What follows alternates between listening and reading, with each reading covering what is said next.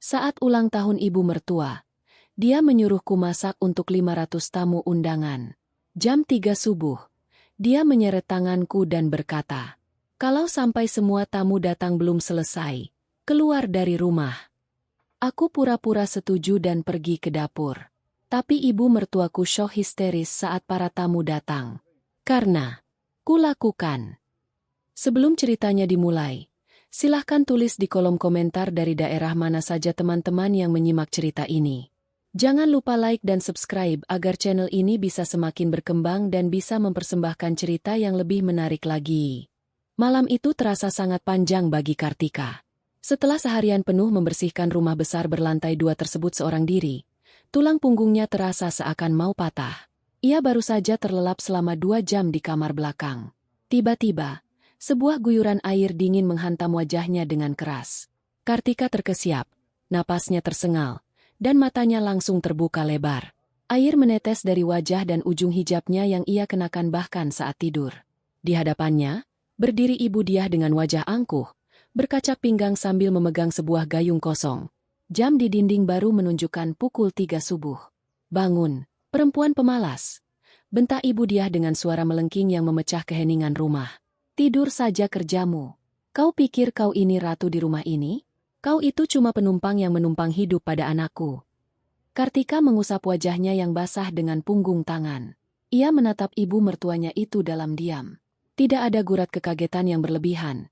Hanya tatapan datar yang menyembunyikan ribuan pikiran.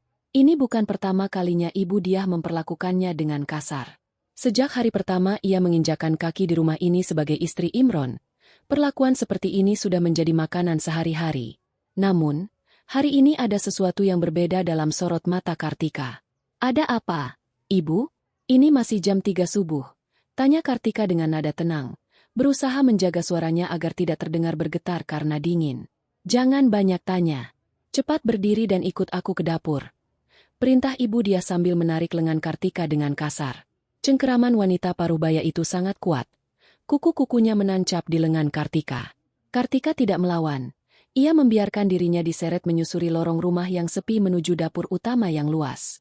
Sesampainya di dapur, Ibu Diah melepaskan lengan Kartika dengan kasar hingga tubuh Kartika sedikit terhuyung. "Hari ini adalah hari ulang tahunku. Aku sudah mengundang 500 tamu penting. Teman-teman perkumpulanku, kerabat-kerabat kaya, dan rekan bisnis anakku akan datang semua ke sini. Aku mau kau memasak hidangan mewah untuk mereka semua. Sendirian." Kartika menatap sekeliling dapur yang kosong. Memasak untuk 500 orang bukanlah pekerjaan yang bisa dilakukan oleh satu orang dalam waktu beberapa jam, apalagi tanpa persiapan bahan. 500 porsi. "Ibu? Sendirian? Waktunya tidak akan cukup jika tamu datang pagi ini. Mengapa ibu tidak menggunakan pesanan makanan luar saja?" Ibu Diah tertawa sinis. Suara tawanya terdengar meremehkan. "Pesanan makanan luar? Kau pikir aku mau menghamburkan uang untuk menyewa pembuat makanan padahal aku punya pembantu gratis sepertimu di rumah ini? Lagi pula, aku sudah terlanjur menyombongkan diri kepada semua teman-temanku bahwa menantuku yang miskin dan yatim piatu ini sangat pandai memasak.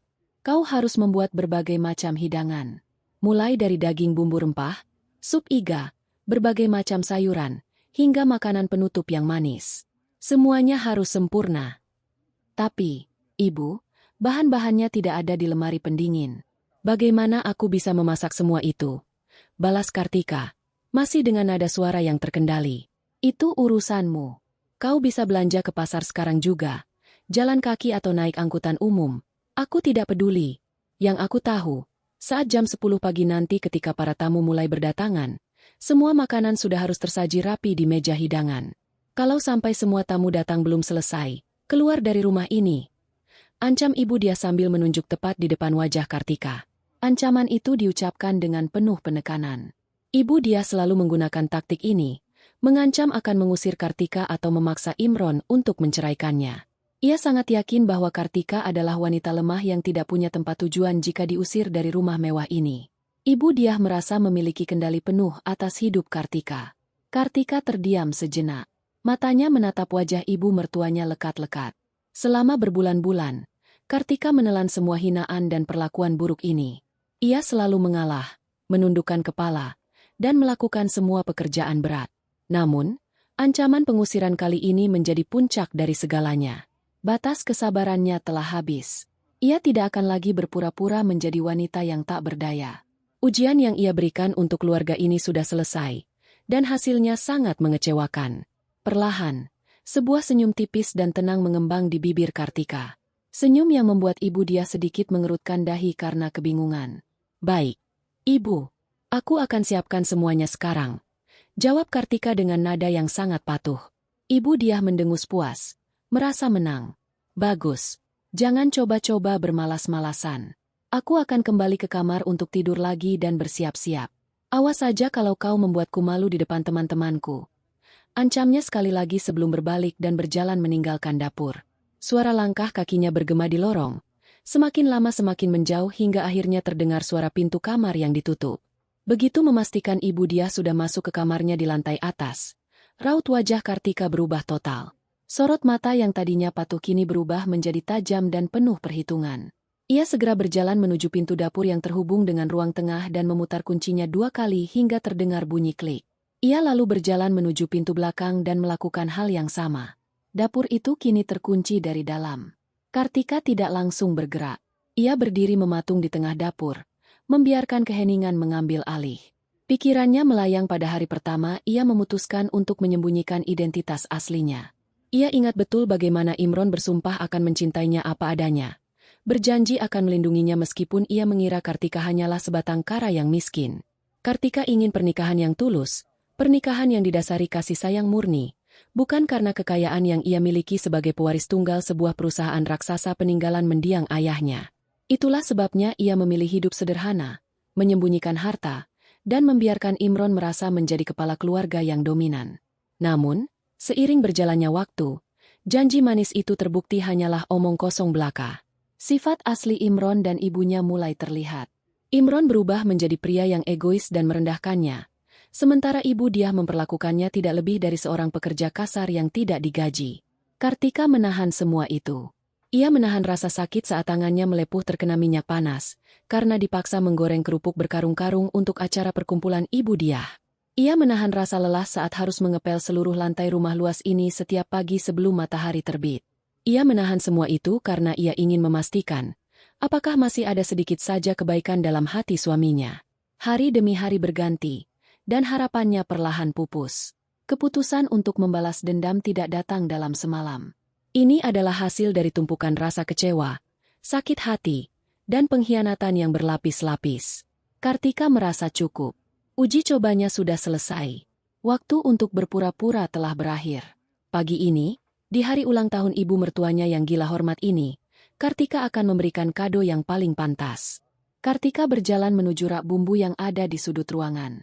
Ia menggeser beberapa toples berisi lada dan ketumbar, lalu merogoh bagian belakang rak kayu tersebut. Tangannya menyentuh sebuah celah tersembunyi. Dari sana, ia menarik keluar sebuah benda pipih. Sebuah telepon genggam khusus yang tidak pernah ia tunjukkan kepada siapapun di rumah ini. Telepon genggam itu adalah satu-satunya jalur komunikasinya dengan dunia aslinya. Ia menyalakan layar, memasukkan kata sandi rahasia, dan mencari satu nama di daftar kontak. Nama Arman. Kartika menempelkan telepon genggam itu ke telinganya, menunggu nada sambung. Hanya butuh 2 kali dering sebelum suara seorang pria yang berat dan tegas menjawab dari seberang sana. "Halo, Nyonya. Ada yang bisa saya bantu?" Sapa Arman dengan sangat hormat. Kartika menarik napas panjang, merapikan letak hijabnya, dan berbicara dengan nada perintah yang mutlak, jauh dari nada suara menantu yang tertindas. "Arman, dengarkan aku baik-baik. Aku butuh kau membawa 20 truk besar dan 50 orang ke alamatku sekarang juga.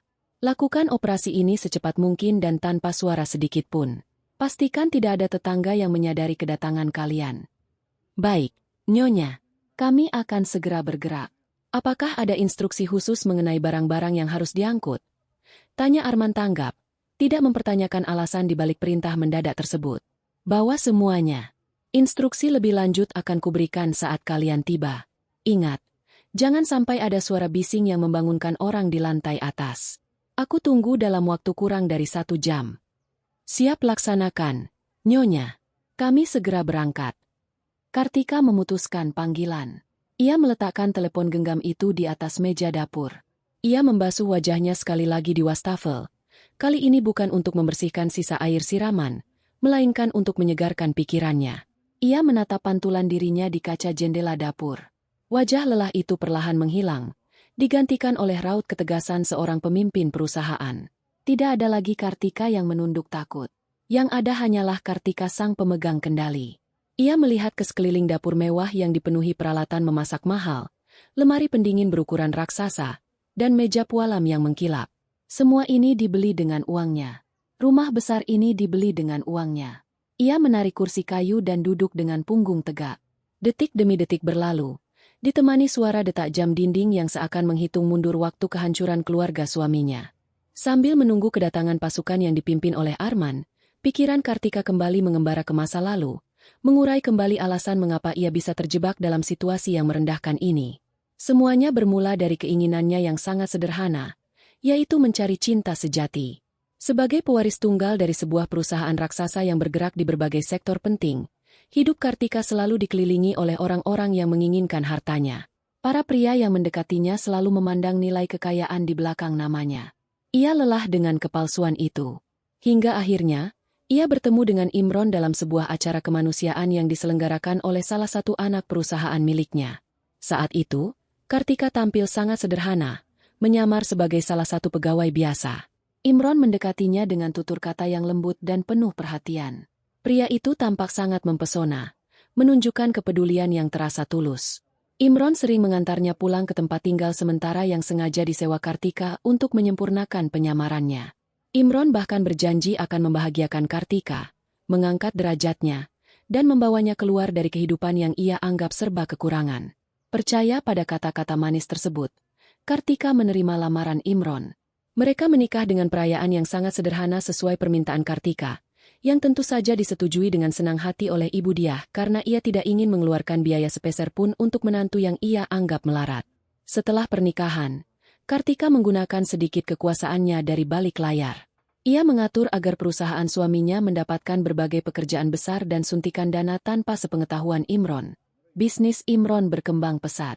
Mereka bisa membeli rumah mewah berlantai 2 ini, membeli pakaian-pakaian mahal, dan hidup dengan gaya hidup kalangan atas. Imron dan Ibu Diah merasa sangat bangga, mengira semua itu adalah hasil dari kerja keras dan kehebatan Imron semata. Mereka menjadi sangat sombong.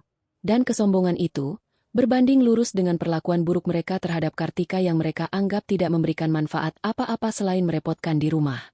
Kartika mengetahui semua kebusukan mereka. Ibu Diah tidak hanya memperlakukannya seperti pesuruh, tetapi juga seorang pencuri. Kartika ingat betul beberapa bulan yang lalu, perhiasan peninggalan almarhumah ibunya yang ia simpan di laci pakaian tiba-tiba menghilang.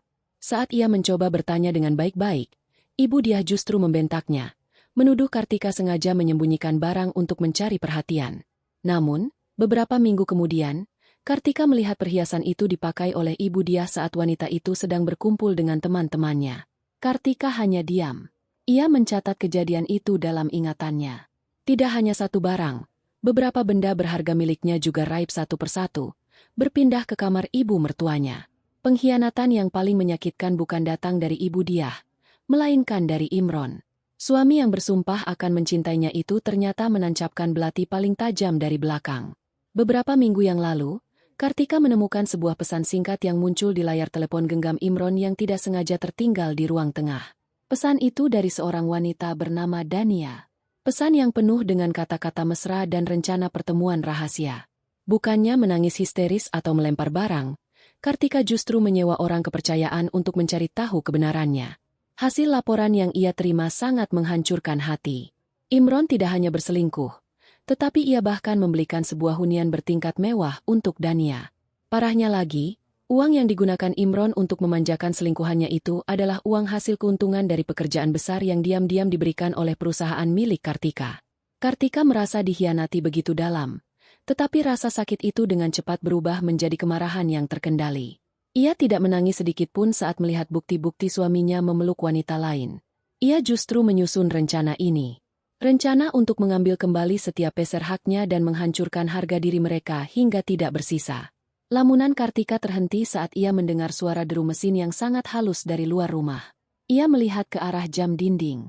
Jarum jam menunjukkan tepat pukul 4 pagi. Arman bekerja dengan sangat efisien, persis seperti yang selalu ia harapkan. Kartika bangkit dari kursi, merapikan pakaiannya, dan melangkah menuju pintu belakang yang terhubung dengan halaman luas dan jalan akses khusus. Ia membuka kunci pintu itu secara perlahan, memastikan tidak ada engsel yang berderit. Di luar, suasana masih sangat gelap, tertutup kabut pagi yang tipis. Di sepanjang jalan akses belakang, berjajar truk-truk besar yang mesinnya sudah dimatikan. Puluhan pria bertubuh tegap dan berpakaian seragam khusus berdiri dalam barisan yang sangat rapi. Mereka sama sekali tidak mengeluarkan suara. Dari barisan terdepan, Arman melangkah maju. Ia membungkuk hormat dalam diam saat melihat Kartika keluar dari pintu. "Nyonya, kami sudah tiba sesuai perintah. Semua kendaraan diparkir dengan rapi dan anggota kami siap menjalankan tugas. Tidak ada tetangga yang terbangun. Jalanan sudah kami amankan sementara," lapor Arman dengan suara berbisik namun sangat jelas. Kartika mengangguk puas. Ia menatap puluhan orang yang kini menunggu perintahnya. "Kerja bagus, Arman. Sekarang, dengarkan aku baik-baik. Rumah ini besar, dan barang-barang di dalamnya sangat banyak. Aku ingin kalian bekerja dengan sangat hati-hati. Jangan sampai ada barang yang terjatuh atau menabrak dinding yang bisa menimbulkan suara keras. Keluarga penghuni rumah ini sedang tertidur lelap di lantai atas, dan aku tidak ingin mereka terbangun sebelum waktunya." "Kami mengerti, Nyonya. Apa saja barang yang harus kami pindahkan ke dalam truk?" tanya Arman. Matanya menyapu sekilas ke dalam rumah yang terlihat megah dari ambang pintu belakang. Kartika menatap masuk ke dalam rumah yang selama beberapa tahun ini menjadi penjara baginya. Ia melihat lampu gantung yang mahal, deretan sofa berukir yang didatangkan dari luar negeri, guci-guci hiasan yang dibanggakan ibu mertuanya, dan berbagai perabotan lainnya. Semua itu dibeli dari keringat dan uangnya yang disalurkan melalui tangan suaminya yang tidak tahu diri. "Semuanya," jawab Kartika dengan nada yang sangat dingin. Matanya memancarkan ketegasan yang mutlak. "Kosongkan lantai satu ini tanpa sisa. Angkut semua perabotan, meja, kursi, karpet, lukisan dinding, pot bunga, hingga alat-alat bertenaga listrik. Bawa lemari pendingin raksasa itu, bawa mesin pemanggangnya, bawa semua piring dan gelas. Aku tidak ingin melihat satu barang pun tersisa di lantai ini." Arman sedikit melebarkan matanya, namun ia tidak membantah. "Baik, Nyonya. Apakah ada pengecualian?" Kartika tersenyum tipis, senyum yang sama sekali tidak mencapai matanya. "Tidak ada. Kalian boleh mengambil semuanya. Tinggalkan debunya saja untuk mereka. Dan pastikan pintu utama terkunci rapat dari dalam setelah kalian selesai, agar mereka tidak bisa keluar sebelum para tamu undangan itu datang. Mulai bekerja sekarang." "Siap, Nyonya." "Pasukan, bergerak masuk," perintah Arman dengan gerakan tangan. Pasukan pria itu langsung menyebar masuk ke dalam rumah bagaikan bayangan. Mereka bekerja dengan kecepatan dan ketepatan yang luar biasa, mematuhi setiap instruksi Kartika untuk meratakan kemewahan rumah itu dalam keheningan malam. Ruang utama rumah mewah itu perlahan berubah menjadi arena kerja yang sibuk namun luar biasa hening. Puluhan pria bertubuh tegap bergerak dengan lincah, mengangkat barang-barang berat seolah tanpa beban.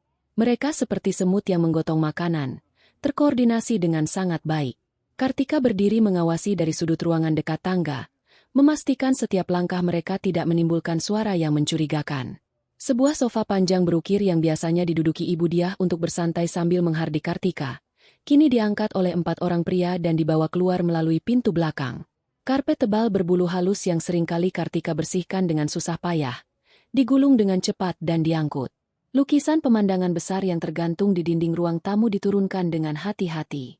Setiap benda yang memiliki nilai dipindahkan ke dalam truk-truk besar yang menunggu dalam kegelapan. Di dapur, situasinya tidak jauh berbeda. Lemari pendingin berukuran raksasa yang berisi berbagai bahan makanan mahal didorong keluar perlahan-lahan. Mesin pembuat kopi, alat pemanggang, kompor tanam, hingga tumpukan piring hias yang dibanggakan ibu dia. Semuanya dikemas rapi ke dalam kotak-kotak besar dan diangkut. Kartika tidak menyisakan satu sendok pun di dapur itu. Ia memastikan semuanya benar-benar bersih, layaknya rumah yang baru saja dibangun dan belum dihuni oleh siapapun. Ketegangan sempat memuncak ketika 2 orang anggota Arman sedang mengangkat sebuah televisi layar datar berukuran sangat besar dari ruang keluarga. Televisi itu sangat berat dan lebar, sehingga mereka harus bermanuver perlahan agar ujung televisi tidak membentur bingkai pintu. Tiba-tiba, Suara langkah kaki terdengar dari arah lantai atas. Langkah kaki itu tidak terlalu cepat, namun cukup jelas terdengar karena keheningan di lantai bawah. Kartika menahan napas. Ia memberikan isyarat tangan agar semua orang berhenti bergerak. Para pekerja itu mematung di posisi masing-masing. Dua pria yang memegang televisi layar datar itu menahan beban berat dengan wajah sedikit tegang. Sementara Arman yang berada di dekat mereka bersiap mengamankan situasi jika sesuatu terjadi. Dari arah tangga, terdengar suara pintu kamar mandi yang terbuka, lalu tertutup kembali. Ibu Diah ternyata terbangun karena ingin minum. Suara decitan pelan terdengar ketika kaki Ibu Diah menginjak salah satu anak tangga teratas. Kartika menyipitkan mata, mengamati bayangan ibu mertuanya yang terpantul samar di dinding lantai atas akibat cahaya remang dari lampu tidur. Kartika! Suara apa itu? Panggil Ibu Diah dengan suara serak khas orang bangun tidur. Kau sedang apa di bawah sana? Jangan berisik. Kepalaku pusing. Suasana di lantai bawah menjadi sangat mencekam. Kartika memberi kode agar anak buah Arman tetap diam. Ia kemudian berjalan sedikit ke depan, ke arah pangkal tangga, menutupi pandangan menuju ruang tengah yang kini sudah setengah kosong. Maaf, Ibu. Tadi ada panci yang terjatuh saat aku sedang menyiapkan bahan masakan. Jawab Kartika dengan nada yang dibuat setenang mungkin, meskipun jantungnya berdebar cukup kencang. Ia harus memastikan Ibu Diah tidak turun ke bawah.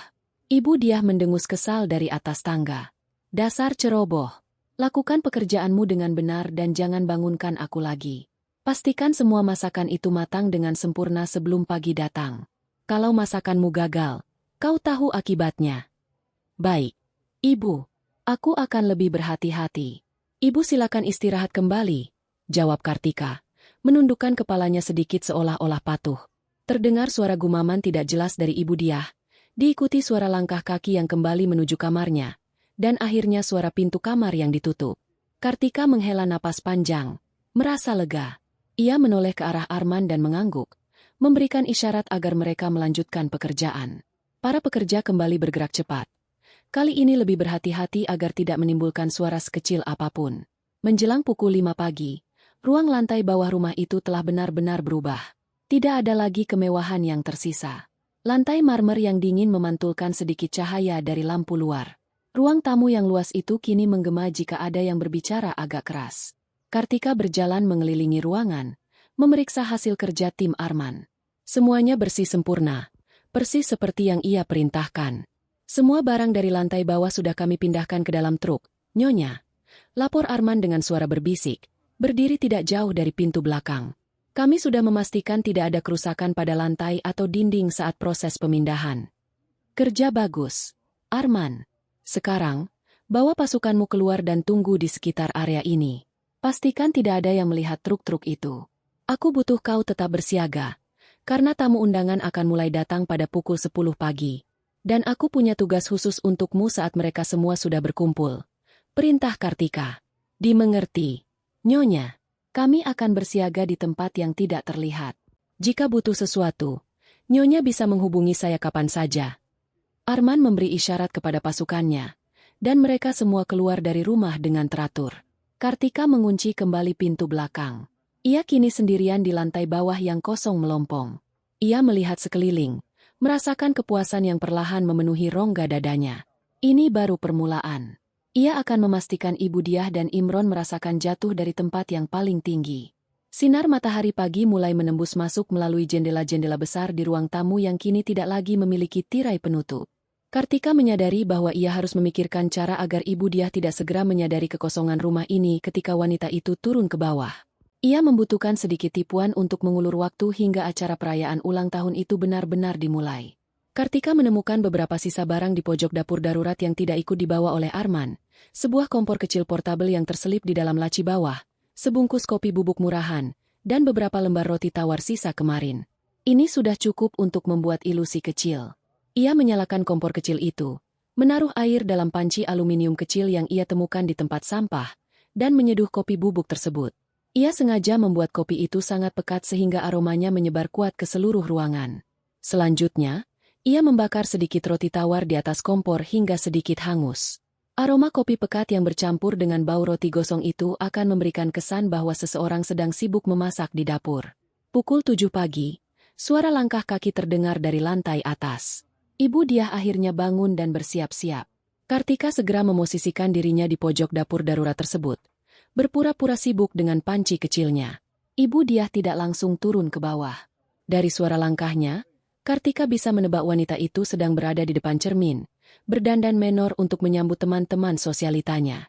Terdengar samar suara Ibu Diah sedang menelepon seseorang. Nadanya penuh kesombongan.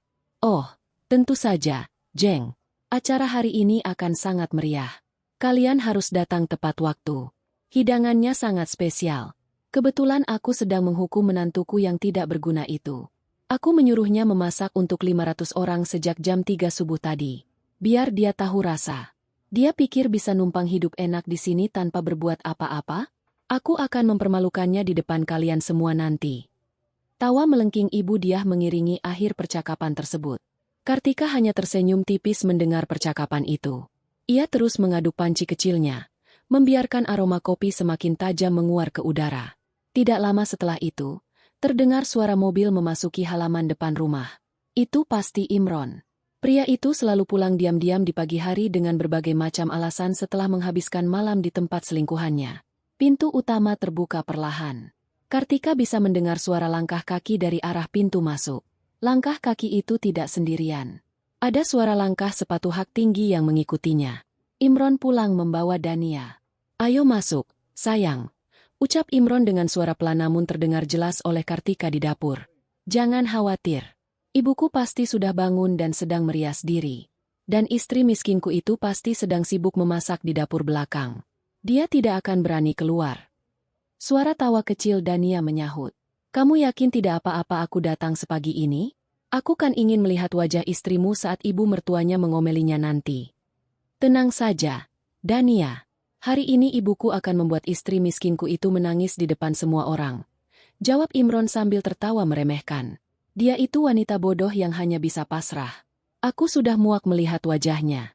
Setelah acara ini selesai, aku akan mencari alasan untuk mengusirnya perlahan-lahan, dan kita bisa bebas." Kartika menghentikan gerakannya mengaduk panci. Tangannya mengepal kuat menahan amarah yang mendidih di dadanya. Rencana busuk suaminya kini terdengar langsung di telinganya. Mereka benar-benar manusia tanpa hati nurani. Mereka tidak tahu bahwa rumah mewah yang menjadi tempat mereka berdiri saat ini sudah kosong melompong. Imron dan Dania terlalu asyik mengobrol sehingga tidak memperhatikan kondisi sekitar mereka yang sudah berubah drastis. Mereka tidak melihat bahwa tidak ada lagi sofa mahal atau lukisan di dinding, karena mereka langsung bergegas menuju kamar tamu yang terletak di dekat pintu masuk untuk menyembunyikan Dania sementara waktu. Kartika membiarkan mereka masuk. Ia tidak akan merusak kejutannya. Ia mematikan kompor kecil dan berjalan menuju ruang tamu yang luas dan kosong. Ia menatap ke arah pintu kamar tamu di mana Imron dan selingkuhannya sedang berada, lalu melihat ke arah tangga di mana Ibu Diah berada di atas sana. Mereka semua terjebak dalam kesombongan mereka sendiri. Kartika memeriksa penampilannya. Ia mengenakan pakaian yang rapi dan elegan, bukan daster lusuh yang biasa ia pakai untuk bersih-bersih. Ia harus tampil sebagai wanita berkelas yang menguasai jalannya acara, bukan sebagai menantu yang tertindas. Ia mengambil alat pengendali jarak jauh yang ia simpan di saku bajunya, sebuah alat yang terhubung dengan layar tancap besar yang sudah disiapkan oleh tim Arman di tengah ruangan kosong tersebut. Waktu menunjukkan pukul 9:30. Setengah jam lagi, 500 tamu undangan dari kalangan atas itu akan mulai berdatangan. Kartika berjalan perlahan menuju sudut pintu masuk utama, berdiri tegak dengan sikap tenang, siap menyambut pertunjukan paling memuaskan dalam hidupnya. Pesta pahit ibu mertuanya akan segera dimulai. Matahari semakin tinggi menyinari halaman depan rumah yang luas dan asri itu. Sejak pukul 10 pagi, gerbang besar telah dibuka lebar untuk menyambut kedatangan para tamu undangan. Kendaraan-kendaraan mewah mulai berdatangan satu persatu, menurunkan penumpang yang berpakaian sangat rapi dan menunjukkan kelas sosial mereka. 500 orang bukanlah jumlah yang sedikit, dan halaman rumah itu segera dipenuhi oleh kerumunan orang yang saling bertegur sapa dengan nada suara yang dibuat-buat. Ibu Dia sudah berdiri di depan pintu utama sejak awal. Wajahnya berseri-seri penuh kebanggaan. Ia merasa menjadi pusat perhatian dunia hari ini. "Selamat datang, Jeng Maya." "Oh, terima kasih sudah menyempatkan hadir di hari spesialku ini," ucap Ibu Dia dengan suara yang sengaja diperkeras agar didengar oleh tamu-tamu lainnya. Ia berkali-kali merapikan tatanan rambut dan aksesoris yang melekat di tubuhnya, memastikan setiap jengkal penampilannya terlihat sempurna. Ibu Diah benar-benar menikmati momen ini. Baginya, hari ulang tahun ini bukan sekadar merayakan usia, melainkan panggung untuk menunjukkan kekayaan dan keberhasilannya mendidik anak laki-lakinya. Ia bercerita ke sana kemari tentang betapa mewahnya acara yang ia persiapkan, meski dalam hati ia tahu bahwa ia sama sekali tidak mengeluarkan tenaga atau uang sepeser pun. Semua beban itu ia tumpukan pada bahu Kartika yang ia anggap remeh. Ibu, semua tamu sepertinya sudah berkumpul di halaman. Apakah kita tidak sebaiknya segera mempersilakan mereka masuk? Tanya Imron yang tiba-tiba muncul di samping ibunya. Imron sudah mengenakan pakaian formal yang sangat mewah. Tampak seperti pengusaha sukses yang jujur. Di belakangnya, Dania tampak berdiri agak jauh di antara kerumunan tamu, berpura-pura menjadi salah satu tamu undangan agar tidak memancing kecurigaan sebelum rencana mereka dimulai. Tunggu sebentar. Imron, aku ingin memastikan semua orang melihat betapa banyaknya kolega penting yang datang hari ini. Jawab Ibu Diah dengan nada angkuh. Ia kemudian menoleh ke arah kerumunan dan berteriak kecil. Teman-teman semuanya, terima kasih sudah hadir. Aku tahu kalian semua sudah tidak sabar untuk mencicipi hidangan-hidangan istimewa yang sudah disiapkan di dalam rumah. Menantuku, yang selama ini aku didik dengan keras, telah bekerja sejak subuh untuk memastikan kalian semua puas. Para tamu memberikan tepuk tangan kecil. Sementara beberapa orang mulai berbisik-bisik ingin tahu seperti apa hidangan yang dijanjikan. Di sudut lain, Kartika berdiri dengan sangat tenang. Ia memperhatikan dari kejauhan, tersembunyi di balik pilar besar dekat pintu masuk. Ia melihat suaminya yang bersikap seolah tidak terjadi apa-apa, dan ia melihat ibu mertuanya yang sedang berada di puncak kesombongan. Kartika merasakan getaran di sakunya. Telepon genggam rahasianya bergetar sekali. Sebuah tanda dari Arman bahwa semua pasukan sudah berada di posisi masing-masing di luar area pandang tamu. Kartika melangkah maju, mendekati Ibu Diah dan Imron yang sedang asyik memuji diri sendiri. Kehadirannya yang tiba-tiba membuat Ibu Diah sedikit terkejut.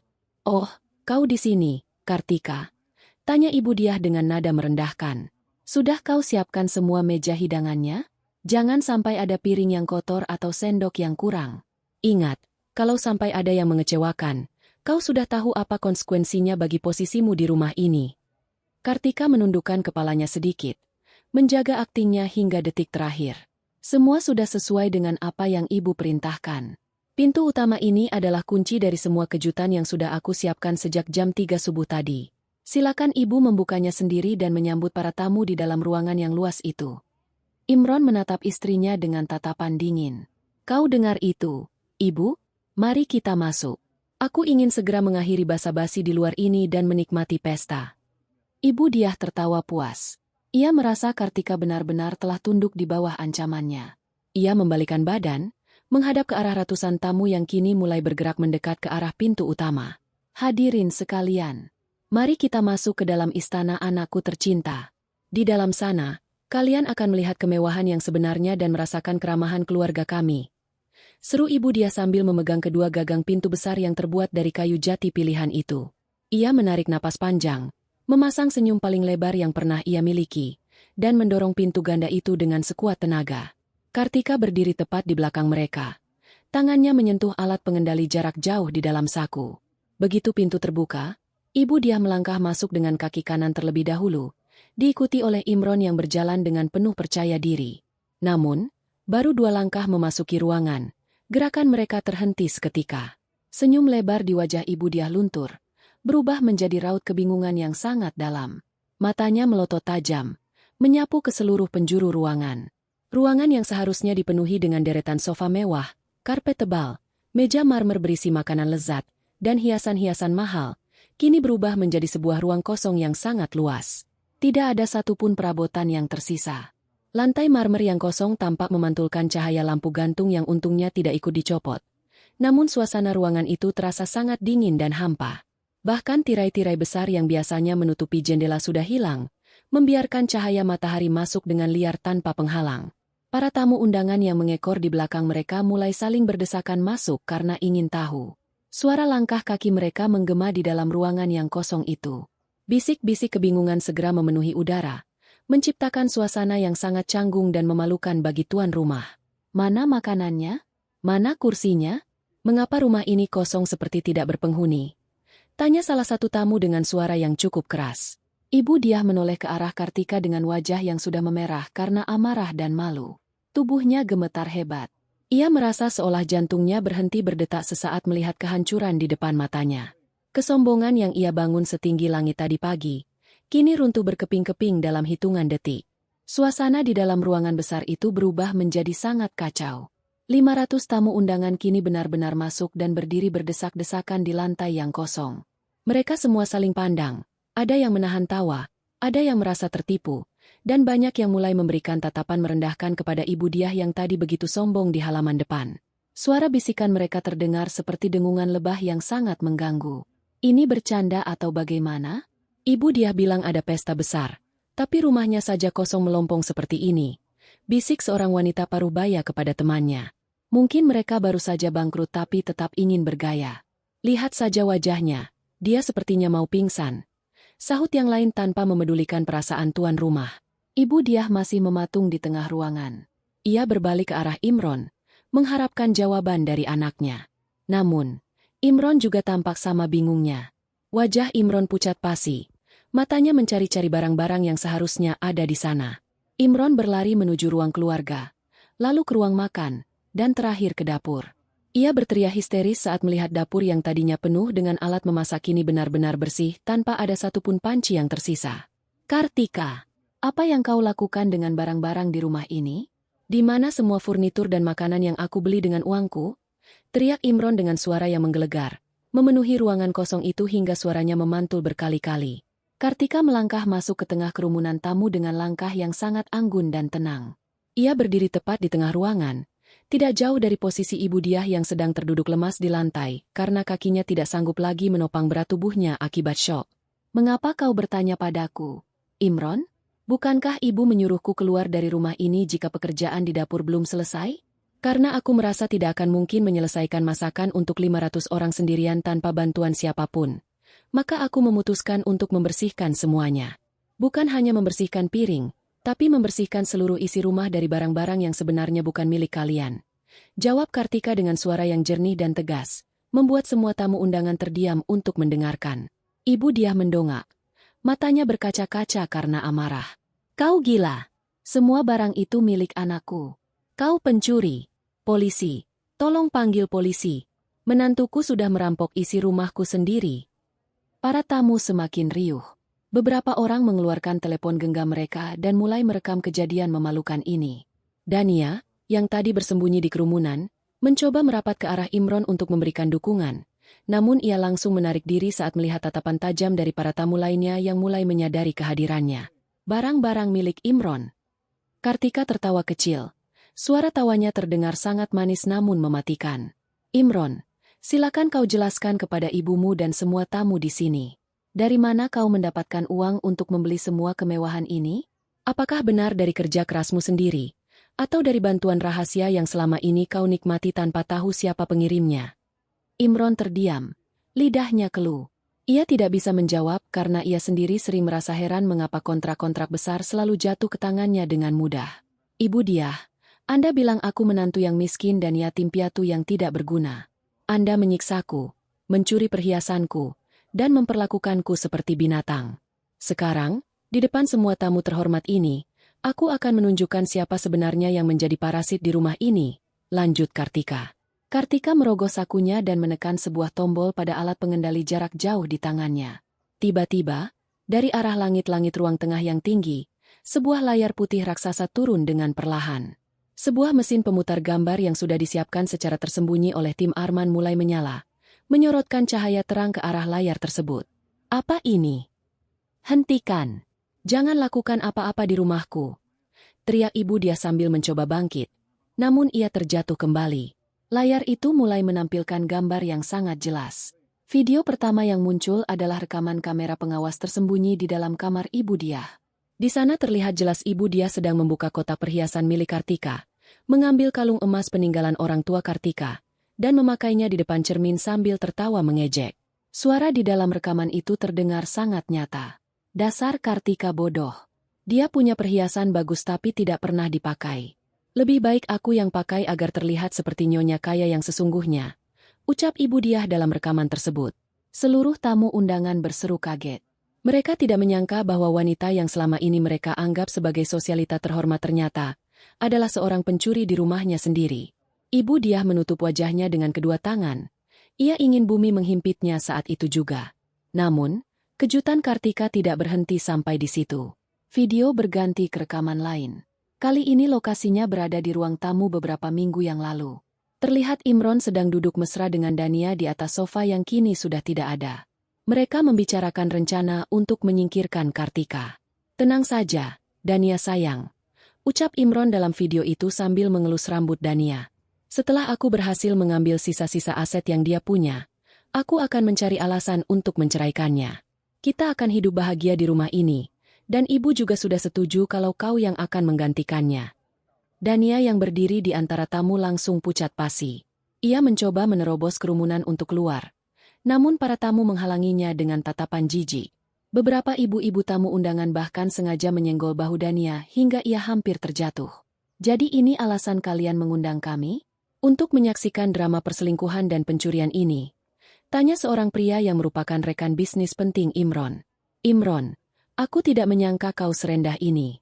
Aku tidak akan pernah mau bekerja sama dengan orang yang tidak memiliki moral seperti kalian."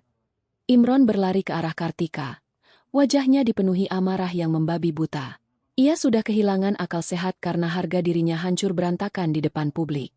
Tutup layar itu. Perempuan jalang. Kau sudah menghancurkan hidupku." Imron mengangkat tangannya, bersiap untuk mendaratkan pukulan ke wajah Kartika. Para tamu berteriak ngeri, mengira Kartika akan terluka. Namun, sebelum tangan Imron menyentuh kulit Kartika, sebuah tangan yang jauh lebih besar dan kuat mencengkeram pergelangan tangan Imron dengan sangat keras hingga terdengar suara tulang yang berderit pelan. Arman muncul dari balik pilar. Wajahnya dingin tanpa ekspresi. Ia memelintir tangan Imron ke belakang dan mendorongnya hingga pria itu terpelanting ke lantai marmer yang keras. Imron mengerang kesakitan, memegangi lengannya yang terasa hampir patah. "Jangan pernah berani menyentuh Nyonya Kartika dengan tangan kotor kalian," ucap Arman dengan suara yang berat dan penuh ancaman. Kartika menatap suaminya yang terkapar di lantai dengan tatapan yang sangat dingin. Tidak ada setetes pun air mata atau rasa kasihan di matanya. Pesta ini memang belum berakhir. Namun kehancuran mereka sudah dimulai sejak mereka meremehkan seorang wanita yang selama ini hanya diam dalam kesabaran. Para tamu kini tidak lagi peduli pada makanan yang tidak ada. Mereka jauh lebih tertarik menonton akhir dari keangkuhan keluarga Ibu Diah. Layar raksasa masih bersinar terang di tengah ruangan yang kosong tersebut, menyorot wajah-wajah tegang dari 500 tamu undangan yang kini terdiam kaku. Cahaya dari mesin pemutar gambar itu mempertegas setiap gurat keterkejutan yang terpampang nyata. Tidak ada lagi bisik-bisik, hanya keheningan yang mencekam setelah Arman membanting tubuh Imron ke lantai yang dingin. Erangan kesakitan Imron memecah kesunyian ruangan besar tersebut. Pria yang tadinya berdiri dengan penuh kesombongan dan keangkuhan di halaman depan itu kini meringkuk tidak berdaya, memegangi lengannya yang terasa seperti remuk akibat cengkeraman tak kenal ampun dari Arman. Ibu Diah yang masih terduduk lemas di lantai akhirnya menyadari siapa sosok pria kekar yang baru saja melumpuhkan anaknya. Matanya menyipit, lalu melebar dengan penuh amarah yang bercampur dengan kebingungan luar biasa. Ia menunjuk Arman dengan jari telunjuk yang gemetar hebat. "Kau tukang kebun sialan. Beraninya kau masuk ke dalam rumahku dan menyentuh anakku. Aku yang menggajimu selama ini. Dasar pekerja rendahan tidak tahu diri," teriak Ibu Diah dengan suara melengking, berusaha menutupi rasa malunya dengan sisa-sisa kesombongan yang ia miliki. Selama ini, Arman memang menyamar sebagai tukang kebun yang pendiam, sering disuruh membersihkan halaman, memotong rumput, dan menjadi sasaran makian Ibu Diah jika wanita tua itu sedang kesal. Arman tidak bergeming sedikit pun mendengar makian tersebut. Ia berdiri tegak di samping Kartika, melipat kedua tangannya di dada dengan sikap sempurna layaknya seorang prajurit. Wajahnya sama sekali tidak menunjukkan rasa takut atau penyesalan. Ia menatap Ibu Diah dengan sorot mata yang sangat tajam, membuat nyali wanita parubaya itu menciut seketika. "Maafkan saya, Ibu Diah. Anda tidak pernah menggaji saya 1 sen pun. Gaji saya, pakaian saya, dan kesetiaan saya sepenuhnya hanya milik Nyonya Kartika. Saya bukan tukang kebun Anda. Saya adalah pengawal pribadi yang disewa langsung oleh Nyonya Kartika untuk melindunginya dari keluarga lintah darat seperti Anda dan anak Anda," jawab Arman dengan nada suara yang berat, formal, dan bergema di seluruh penjuru ruangan. Pernyataan Arman bagaikan petir di siang bolong bagi Ibu Diah dan Imron. Para tamu undangan pun semakin terkejut. Mereka mulai menyadari bahwa Kartika bukanlah wanita sembarangan seperti yang selalu diceritakan oleh ibu dia. Berbagai pertanyaan mulai bermunculan di benak para tamu, namun mereka memilih untuk tetap diam dan menyaksikan pertunjukan yang semakin memanas ini. Kartika menekan tombol pada alat pengendali di tangannya sekali lagi. Gambar di layar berganti, menampilkan sebuah rekaman baru yang membuat napas para tamu tertahan. Rekaman itu diambil di ruang makan beberapa hari yang lalu. Terlihat ibu dia sedang duduk bersama Imron, menikmati hidangan mewah. Dalam rekaman tersebut, ibu dia mulai berbicara tentang tamu-tamu yang akan ia undang ke pesta ulang tahunnya hari ini. Imron, kau tahu tidak, teman-teman arisanku itu sebenarnya sangat bodoh dan mudah ditipu. Mereka itu hanya kumpulan wanita tua yang suka pamer harta suami mereka. Aku mengundang mereka hari ini hanya untuk membuat mereka iri melihat rumah kita. Nanti, kau harus merayu suami-suami mereka agar mau menanamkan modal di perusahaanmu. Mereka itu kumpulan orang kaya yang tidak tahu cara menggunakan uang, ucap ibu dia dalam rekaman tersebut, diiringi tawa licik yang sangat menyebalkan. Seketika itu juga, suasana di dalam ruangan berubah menjadi lautan amarah. Kelompok ibu-ibu dari kalangan atas yang tadinya berteman dengan ibu dia kini menatap wanita itu dengan tatapan membunuh. Mereka merasa sangat dihina dan direndahkan. Wajah mereka memerah menahan marah, merasa diperalat untuk kepentingan bisnis dan kesombongan semata. Oh, jadi begitu kelakuanmu di belakang kami, dia? Kau pikir kau siapa berani menyebut kami bodoh? Kau yang sebenarnya miskin dan hanya menumpang hidup. Teriak seorang wanita yang merupakan ketua perkumpulan arisan tersebut. Ia melangkah maju dengan penuh emosi, melempar tas tangannya ke arah ibu dia namun meleset. Aku bersumpah, mulai detik ini kau dikeluarkan dari perkumpulan kami. Jangan pernah berani menampakkan wajahmu lagi di hadapan kami. Sementara itu, para pengusaha yang merupakan rekan bisnis Imron juga tidak kalah marahnya. Mereka merasa dikhianati setelah mendengar rencana busuk Imron dan ibunya untuk memeras uang mereka. Beberapa dari mereka langsung membalikkan badan, berjalan ke arah pintu keluar. Imron, kerjasama kita putus hari ini juga. Aku akan menarik semua dana yang sudah aku tanamkan di perusahaanmu. Aku tidak mau berurusan dengan penipu busuk sepertimu, ujar seorang pengusaha senior sambil menunjuk wajah Imron yang masih meringis kesakitan di lantai. Melihat kehancuran yang terjadi di depan matanya, Dania yang sedari tadi bersembunyi di belakang kerumunan tamu merasa sangat ketakutan. Ia tahu posisinya sangat tidak menguntungkan. Semua orang sudah melihat wajahnya di rekaman pertama sebagai perusak rumah tangga orang. Dania mencoba melangkah mundur perlahan-lahan, menyelinap di antara celah-celah tamu untuk menuju pintu keluar. Ia menundukkan kepalanya, berharap tidak ada yang menyadari pergerakannya. Namun, gerakannya terbaca oleh sekelompok tamu wanita yang sedari tadi sudah memperhatikan gerak-geriknya. Sebelum Dania berhasil mencapai pintu utama, 3 orang wanita sosialita melangkah menghalangi jalannya. Mereka bersedekap dada, menatap Dania dengan tatapan merendahkan dari ujung kepala hingga ujung kaki. Mau kemana kau, perempuan gatal? Pesta kan belum selesai. Bukankah kau datang ke sini untuk melihat istri sah dipermalukan? Sekarang nikmatilah pertunjukannya. Sindir salah satu wanita tersebut dengan nada suara yang sangat menusuk. Tolong beri jalan.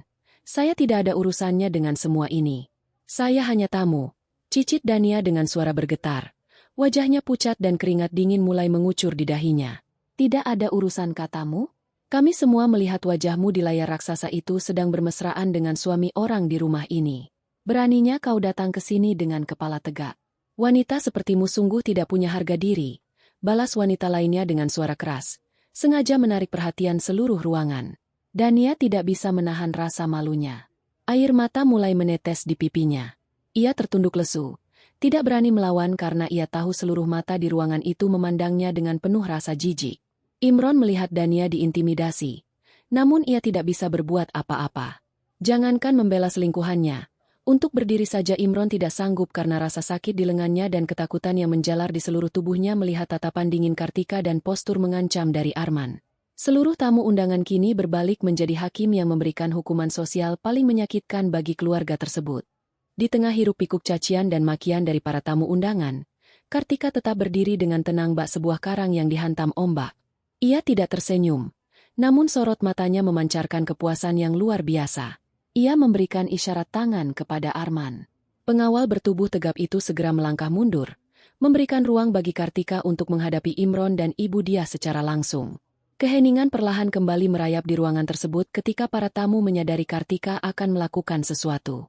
Mereka semua menahan napas, menantikan langkah terakhir dari sang pemeran utama yang berhasil membalikan keadaan dengan sangat sempurna. Kartika melangkah mendekati Imron. Langkah kakinya terdengar pelan namun tegas di atas lantai yang kosong. Ia merogoh ke dalam tas kecil yang disimpannya di balik pakaiannya yang rapi. Dari dalam tas tersebut, ia mengeluarkan sebuah map tebal berukuran besar. Tanpa ragu sedikitpun, Kartika melemparkan beberapa lembar kertas dari dalam map tersebut tepat ke arah wajah Imron. Kertas-kertas itu berhamburan dan jatuh berserakan di dada Imron yang masih terkapar di lantai. Baca itu baik-baik, Imron. Itu adalah surat gugatan cerai yang sudah disiapkan oleh pengacaraku. Lengkap dengan semua bukti perselingkuhanmu. Aku tidak butuh tanda tanganmu karena prosesnya akan terus berjalan di pengadilan dengan bukti-bukti yang sangat kuat. Mulai detik ini, kau bukan lagi suamiku. Ucap Kartika dengan nada yang sangat datar, seolah ia sedang membuang sampah yang sudah lama membusuk. Imron dengan tangan gemetar meraih salah satu kertas tersebut. Matanya dengan cepat menyapu deretan kalimat yang tertulis di sana. Matanya terbelalak lebar saat membaca bagian pembagian harta. Di sana tertulis dengan sangat jelas bahwa seluruh aset, termasuk rumah mewah ini, kendaraan, hingga sebagian besar saham di perusahaannya adalah murni milik Kartika. Ini tidak mungkin. Rumah ini aku yang beli. Perusahaan itu aku yang membesarkannya. Kau hanya wanita miskin yang tidak punya apa-apa. Dokumen ini pasti palsu. Bantah Imron dengan suara serak, menolak kenyataan yang menghantamnya. Kartika tersenyum sinis. Kau sungguh pria yang sangat tidak tahu diri. Imron, kau pikir dari mana kau mendapatkan modal miliaran rupiah saat perusahaanmu hampir bangkrut tahun lalu?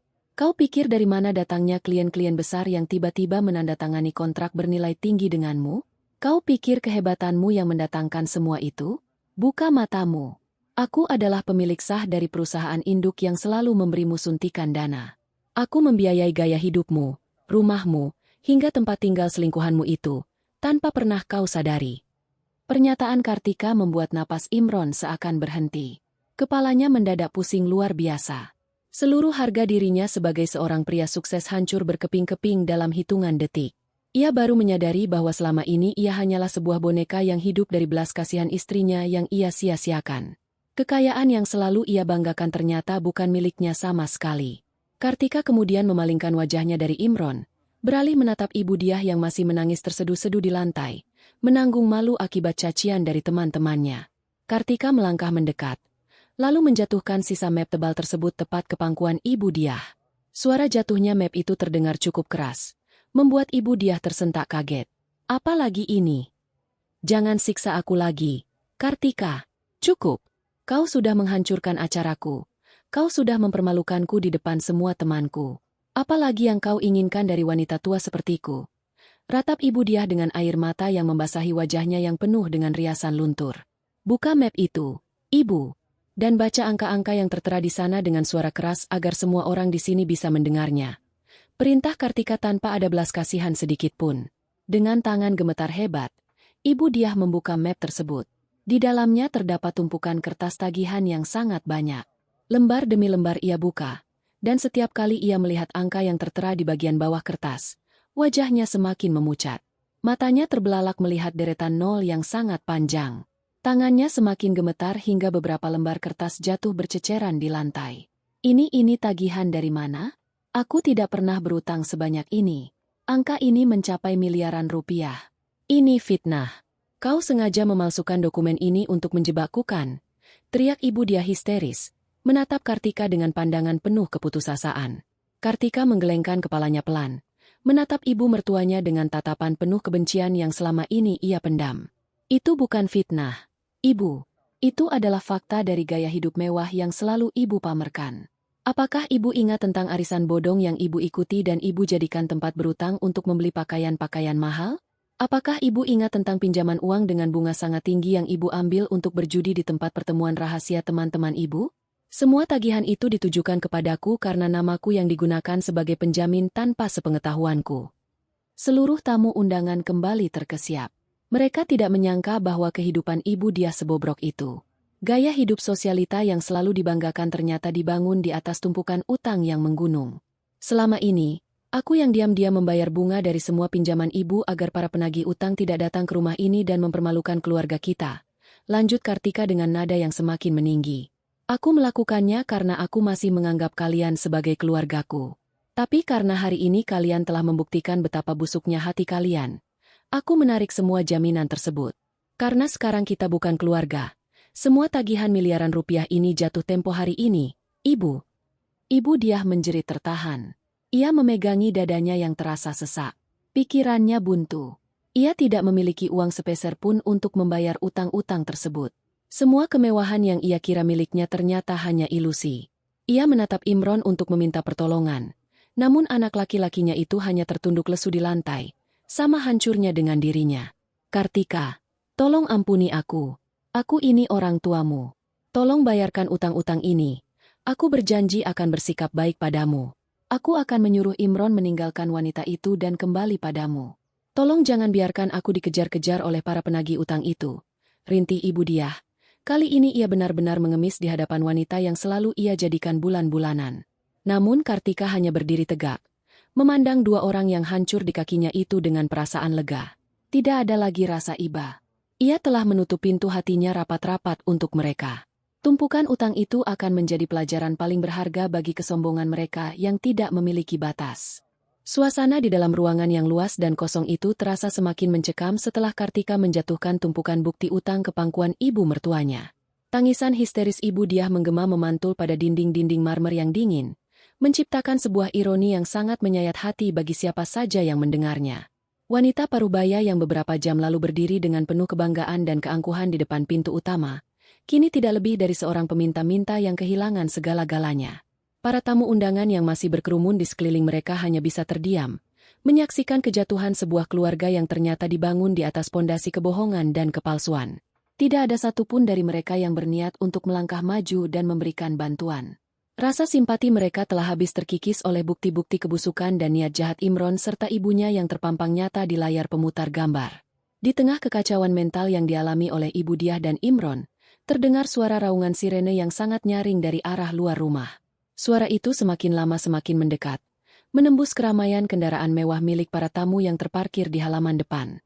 Beberapa tamu yang berdiri di dekat jendela tanpa tirai segera menengok keluar dan melihat dua buah kendaraan patroli kepolisian memasuki halaman rumah. Kedatangan pihak berwajib ini rupanya adalah hasil dari panggilan darurat yang dilakukan oleh salah satu tamu undangan beberapa menit yang lalu. Tamu tersebut merasa sangat panik dan khawatir ketika melihat Imron mengamuk dan mencoba menyerang Kartika, sehingga ia memutuskan untuk meminta bantuan polisi demi mencegah terjadinya kekerasan fisik di tempat kejadian. Mendengar suara sirene dan melihat kilatan lampu penanda dari kendaraan polisi, raut wajah Ibu Diah mendadak berubah. Kesedihan dan keputusasaannya tiba-tiba tergantikan oleh sebuah harapan palsu. Pikiran liciknya kembali bekerja. Ia merasa bahwa kedatangan polisi adalah jalan keluar baginya untuk membalikan keadaan.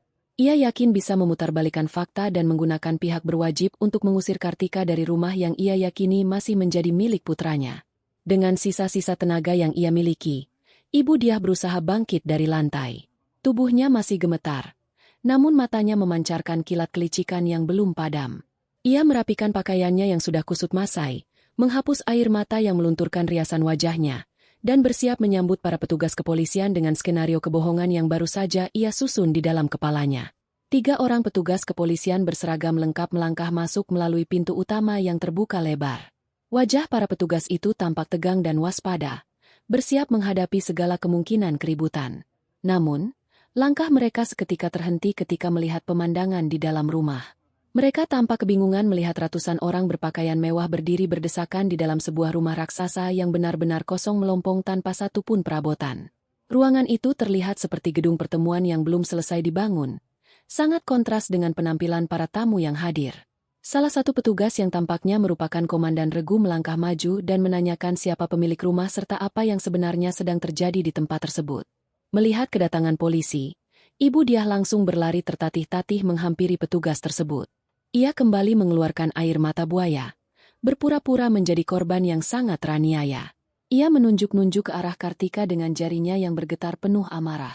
"Bapak polisi, tolong kami. Wanita berhijab itu adalah menantu saya yang gila. Ini adalah rumah anak saya, Imron. Hari ini kami sedang mengadakan acara perayaan ulang tahun saya. Tetapi wanita jahat itu diam-diam menyewa puluhan preman untuk merampok seluruh isi rumah kami. Dia mencuri semua perabotan, mencuri semua perhiasan saya, dan sekarang dia mengancam akan membunuh kami berdua. Tolong tangkap dia, Pak. Borgol tangannya dan seret dia ke penjara. Usir dia dari rumah kami sekarang juga. Teriak Ibu Diah dengan suara melengking yang sengaja dibuat-buat agar terdengar memelas sekaligus penuh penekanan. Imron yang melihat ibunya mengambil inisiatif juga mencoba untuk ikut bermain peran. Ia menahan rasa sakit di lengannya akibat bantingan Arman, lalu berjalan perlahan mendekati para petugas polisi. Benar apa yang dikatakan ibu saya, Pak. Wanita itu adalah istri saya, tetapi dia telah merencanakan pencurian besar-besaran di rumah saya sendiri. Pria berbadan besar yang berdiri di sebelahnya itu adalah salah satu preman bayarannya. Dia baru saja menganiaya saya hingga tangan saya hampir patah. Tolong segera tindak tegas mereka berdua. Rumah ini adalah hasil kerja keras saya, dan mereka telah menghancurkan semuanya.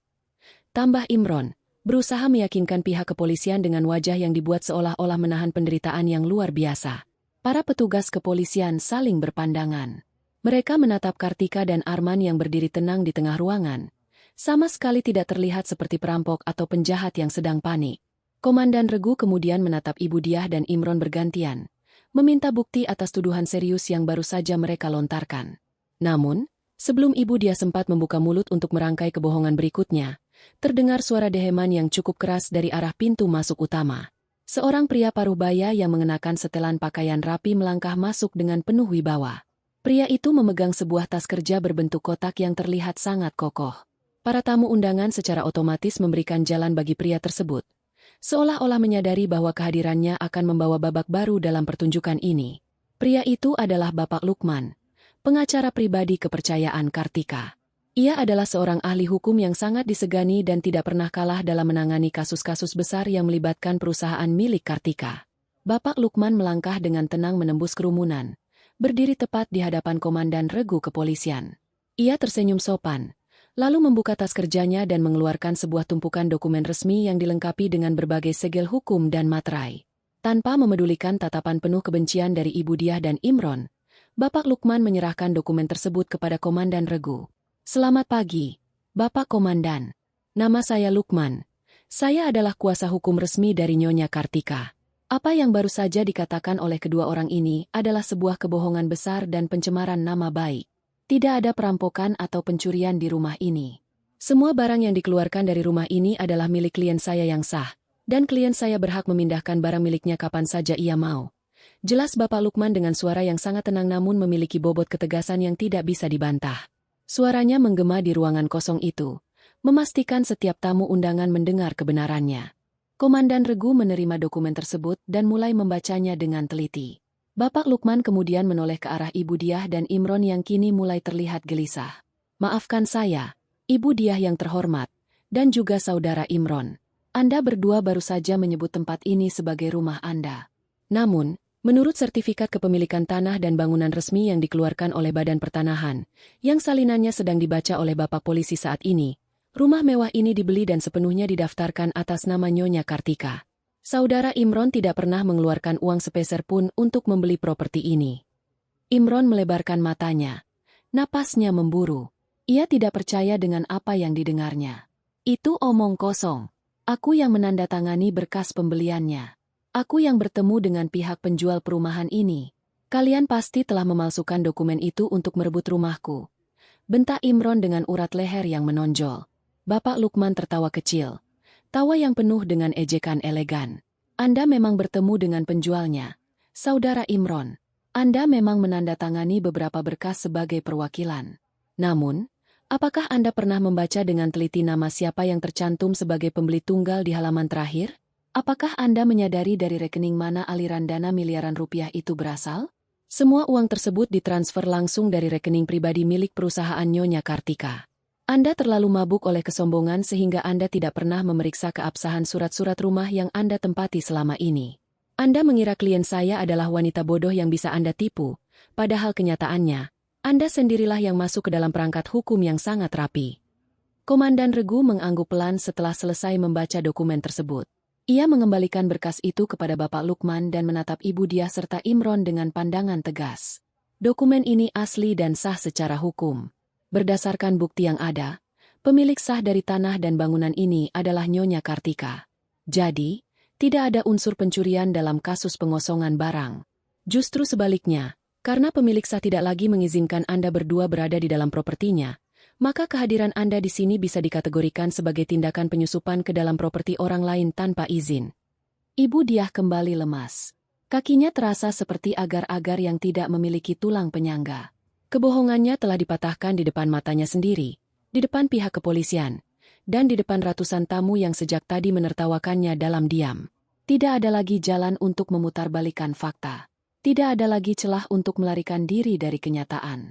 Rumah ini, kemewahan ini, semuanya memang bukan miliknya. Kartika melangkah maju, berdiri berdampingan dengan pengacaranya. Ia menatap wajah ibu mertua dan suaminya secara bergantian. Wajah-wajah yang selalu merendahkannya. Wajah-wajah yang selalu menganggapnya sebagai kotoran yang tidak berharga. Kini, wajah-wajah itu terlihat sangat pucat, ketakutan, dan penuh dengan keputusasaan yang tidak berujung. Ibu Diah, Imron, kalian dengar sendiri apa yang dikatakan oleh pihak kepolisian dan pengacaraku. Semua yang ada di sini adalah milikku, dan mulai detik ini, aku mencabut semua hak kalian untuk menikmati hasil keringatku. Aku tidak akan melaporkan pencurian perhiasan yang ibu lakukan, dan aku juga tidak akan menuntut ganti rugi atas uang yang Imron habiskan untuk membiayai wanita simpanannya. Anggap saja itu sebagai biaya pesangon atas peran kalian selama ini, ucap Kartika dengan nada bicara yang tidak sedikit pun bergetar, memancarkan aura seorang pemenang yang mutlak. Kartika kemudian menunjuk ke arah pintu utama yang masih terbuka lebar, menampilkan teriknya cahaya matahari di halaman depan. Ia menarik napas panjang, mengisi paru-parunya dengan udara kemenangan yang telah lama ia nantikan, lalu mengucapkan kalimat terakhir yang menjadi puncak dari segala pembalasannya. Sekarang, kemasi semua kesombongan dan kebohongan kalian. Keluar dari rumahku. Detik ini juga. Perintah Kartika yang menggema di dalam ruangan kosong itu menjadi penanda akhir dari segala penderitaan yang selama ini ia pendam. Suaranya yang tegas dan lugas tidak memberikan sedikit pun celah bagi Ibu Diah maupun Imron untuk membantah. Komandan regu kepolisian yang memahami situasi tersebut segera bertindak. Ia memberikan isyarat kepada kedua anggotanya untuk bergerak maju dan mengarahkan kedua orang yang kini berstatus sebagai penyusup itu untuk segera meninggalkan area rumah. Para petugas kepolisian melangkah mendekati Ibu Diah dan Imron, memberikan peringatan lisan yang sangat tegas agar mereka mematuhi permintaan pemilik rumah yang sah jika tidak ingin diseret keluar secara paksa dengan tuduhan mengganggu ketertiban umum. Ibu Diah masih terduduk di lantai, menangis sesenggukan dengan suara yang sangat menyedihkan. Riasan wajahnya telah hancur berantakan, membuat penampilannya terlihat sangat berantakan dan jauh dari kesan wanita kelas atas yang selalu ia banggakan. Ia menatap berkeliling, mencari setitik simpati dari para tamu undangan yang dulu selalu ia traktir makan dan ia berikan senyuman manis. Namun, tidak ada satupun wajah yang membalas tatapannya dengan kelembutan. Teman-teman perkumpulannya memalingkan wajah, merasa jijik karena pernah berteman dengan seorang penipu yang memiliki tumpukan utang bernilai miliaran rupiah. Beberapa tamu bahkan mulai melangkah keluar rumah satu persatu, tidak ingin lebih lama lagi berada di tengah-tengah drama keluarga yang sangat memalukan ini. Mari, Bu. Silakan berdiri dan tinggalkan tempat ini. Jangan membuat keributan lebih lanjut atau kami terpaksa mengambil tindakan tegas. Ucap salah satu petugas polisi sambil mengulurkan tangannya, bukan untuk menolong, melainkan untuk memastikan Ibu Diah benar-benar berdiri dan berjalan menuju pintu keluar. Dengan sisa tenaga dan rasa malu yang menumpuk di pundaknya, Ibu Diah memaksakan dirinya untuk bangkit. Langkah kakinya gontai. Tubuhnya terhuyung-huyung seolah kehilangan arah. Ia berjalan melewati kerumunan tamu yang menyingkir, memberikan jalan baginya layaknya menghindari sebuah penyakit menular. Setiap langkah yang ia ambil menuju pintu utama terasa seperti ribuan jarum yang menusuk kakinya. Tidak ada barang berharga yang bisa ia bawa. Ia hanya mengenakan pakaian pesta yang kini terasa sangat berat dan menempel di tubuhnya bagaikan seragam tahanan. Tidak ada tas mewah, tidak ada perhiasan curian yang bisa ia selamatkan. Semuanya tertinggal dalam kehampaan rumah yang pernah ia klaim sebagai istananya. Sementara itu, Imron masih berusaha melawan kenyataan. Ia menolak untuk diusir oleh petugas polisi. Ia merasa gengsinya sebagai seorang laki-laki telah diinjak-injak hingga rata dengan tanah. Dengan napas terengah-engah, Imron melepaskan diri dari arahan petugas dan berlari ke arah Kartika. Ia menjatuhkan dirinya ke lantai, tepat di depan ujung sepatu Kartika. Imron menundukkan kepalanya dalam-dalam. Kedua tangannya terulur mencoba meraih ujung pakaian Kartika, Namun Arman dengan sigap menghalangi gerakan tersebut menggunakan ujung sepatunya sendiri, menjaga jarak aman antara Imron dan majikannya. Kartika, kumohon, ampuni aku. Aku hilaf. Aku salah. Aku berjanji akan meninggalkan Dania hari ini juga. Aku akan memutuskan hubungan dengannya dan tidak akan pernah menemuinya lagi. Tolong, beri aku satu kesempatan lagi untuk membuktikan cintaku padamu. Aku akan menjadi suami yang baik. Aku akan patuh padamu. Jangan usir aku seperti ini. Aku tidak punya tempat tujuan. Aku tidak punya uang sepeser pun di rekeningku. Bagaimana aku bisa hidup jika kau mengusirku dari perusahaan dan rumah ini? Tangis Imron dengan suara serak, mengemis belas kasihan di hadapan wanita yang selama ini ia anggap sangat bodoh dan naif. Kartika menunduk, menatap kepala suaminya yang bersujud di kakinya. Wajah Kartika sama sekali tidak menyiratkan rasa iba. Perasaannya terhadap pria ini telah mati seiring dengan hilangnya rasa hormat Imron terhadap pernikahan mereka. Kartika teringat akan malam-malam panjang di mana ia menunggu Imron pulang. Sementara pria itu sedang bersenang-senang menghabiskan uang istrinya bersama wanita lain. Ia teringat akan semua hinaan yang Imron biarkan keluar dari mulut ibunya tanpa pernah ada niat untuk membelanya. Cintamu? Kesempatan kedua. Kartika tersenyum sangat tipis. Senyum yang lebih dingin dari bongkahan es. Cintamu sudah kau jual murah kepada wanita simpananmu itu, Imron. Dan kesempatan kedua hanya diberikan kepada orang yang melakukan kesalahan tanpa sengaja. Bukan kepada orang yang merencanakan pengkhianatan secara sadar setiap hari. Kau menangis bukan karena menyesal telah menyakitiku. Kau menangis karena kau sadar kau baru saja kehilangan sumber uangmu. Sudah terlambat untuk memohon. Imron, semuanya sudah berakhir. Kartika memalingkan wajahnya, memberikan kode kepada Arman. Pengawal pribadi itu segera membungkuk, mencengkeram kerah belakang pakaian Imron, dan mengangkat pria itu berdiri dengan paksa. Imron meronta-ronta, namun tenaga Arman terlalu besar untuk dilawan. Arman menyeret Imron menuju pintu utama, menyusul ibu Diah yang sudah berada di halaman depan bersama para petugas kepolisian. Di halaman luar, matahari bersinar sangat terik, memanggang jalanan aspal yang membelah halaman rumah luas tersebut. Udara terasa panas menyengat, sangat kontras dengan pendingin ruangan yang sebelumnya memanjakan mereka di dalam rumah. Ibu Diah berdiri di tengah jalanan beraspal itu, memandang nanar ke arah gerbang besar yang sebentar lagi akan tertutup untuknya. Para tamu undangan mulai membubarkan diri dengan tergesa-gesa. Kendaraan-kendaraan mewah mereka melaju keluar gerbang satu persatu. Beberapa tamu menyempatkan diri membuka kaca jendela hanya untuk melemparkan kalimat sindiran dan tawa merendahkan kepada Ibu Diah dan Imron yang kini berdiri terlunta-lunta di pinggir jalan layaknya gembel yang mengenakan pakaian pesta. Dania, wanita yang menjadi sumber kehancuran pernikahan itu, sudah tidak terlihat dimanapun. Ia rupanya berhasil menyelinap keluar saat semua orang sedang fokus pada kedatangan pengacara. Dania melarikan diri dengan berjalan kaki menembus panasnya siang, menanggung malu karena wajahnya telah terpampang nyata sebagai perusak hubungan orang di hadapan para pengusaha besar. Imron tidak lagi memedulikan kepergian selingkuhannya itu. Pikirannya terlalu kalut memikirkan bagaimana ia harus bertahan hidup besok pagi. Arman melepaskan cengkeramannya saat mereka sudah berada di luar batas pagar rumah. Imron jatuh terduduk di atas aspal yang panas. Ia menatap ibunya yang kini terlihat sangat renta dan kehilangan akal. Beban utang miliaran rupiah tiba-tiba melintas di benak Ibu Diah.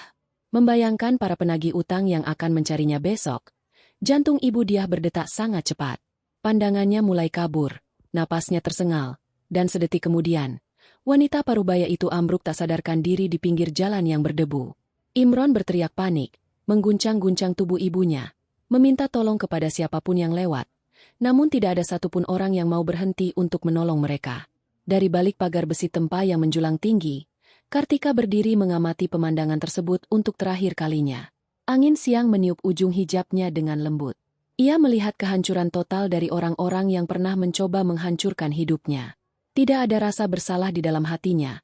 Yang ada hanyalah kelegaan yang luar biasa. Beban berat yang selama ini mengikat pundaknya telah lepas sepenuhnya. Bapak Lukman berdiri di sampingnya. Semua urusan hukum sudah selesai, Nyonya. Pengalihan aset dan pembatalan dukungan dana untuk perusahaan mantan suami Anda sudah mulai diproses. Mereka benar-benar harus memulai semuanya dari titik terendah dengan tumpukan utang yang harus mereka tanggung sendiri. Terima kasih atas kerja kerasmu, Bapak Lukman. Pastikan proses perceraiannya berjalan secepat mungkin tanpa hambatan, jawab Kartika dengan nada tenang. Kartika kemudian membalikkan badannya, melangkah menjauh dari gerbang, meninggalkan masa lalunya yang gelap di luar sana. Di ujung halaman, sebuah kendaraan mewah yang baru saja diantarkan oleh supir pribadinya telah menunggu dengan pintu terbuka. Arman berdiri di samping kendaraan tersebut, membungkuk hormat mempersilakan majikannya masuk. Kartika melangkah masuk ke dalam kendaraan itu, duduk bersandar di kursi yang nyaman. Mesin kendaraan menyala dengan halus, melaju perlahan meninggalkan halaman rumah yang kini kembali menjadi miliknya seutuhnya. Hidup Kartika kini benar-benar bebas. Ia akan kembali menjadi pemimpin perusahaannya, menjalani hidup dengan tenang dan damai, membiarkan karma menyelesaikan tugasnya bagi mereka yang sedang meraung di jalanan panas tanpa tempat berlindung.